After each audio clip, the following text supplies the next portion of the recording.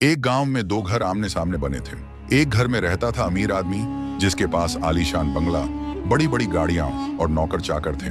दूसरे घर में रहता था गरीब मजदूर जिसकी टूटी फूटी झोपड़ी थी और रोज की मेहनत मजदूरी पर उसका गुजारा चलता था। अमीर रोज देखता कि गरीब आदमी दिन भर मेहनत करता है, थक कर घर लौटता है, लेकिन फिर भी मुस्कुराता है। उसके बच्चे मिट्टी में खेलते हैं, पत्नी हंसी खुशी चूल्हे पर रोटियां सेंकती है और सब मिलकर खुशी खुशी खाना खाते हैं। अमीर सोचता है, मेरे पास इतना सब कुछ है, फिर भी मैं खुश क्यों नहीं हूँ? और यह गरीब जिसके पास कुछ भी नहीं है, यह इतना शांत और सुखी क्यों दिखता है? एक दिन अमीर आदमी से रहा नहीं गया।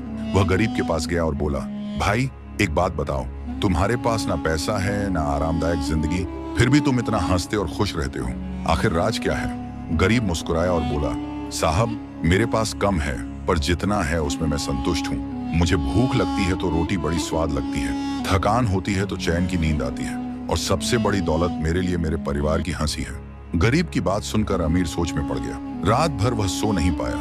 उसने सोचा, मेरे पास करोड़ों रुपए हैं, आलीशान बिस्तर है, पर नींद नहीं आती। मेरे घर में नौकर चाकर हैं, लेकिन हंसी नहीं है। आखिर असली अमीरी किसे कहते हैं? अगले दिन उसने गरीब के घर झांक कर देखा।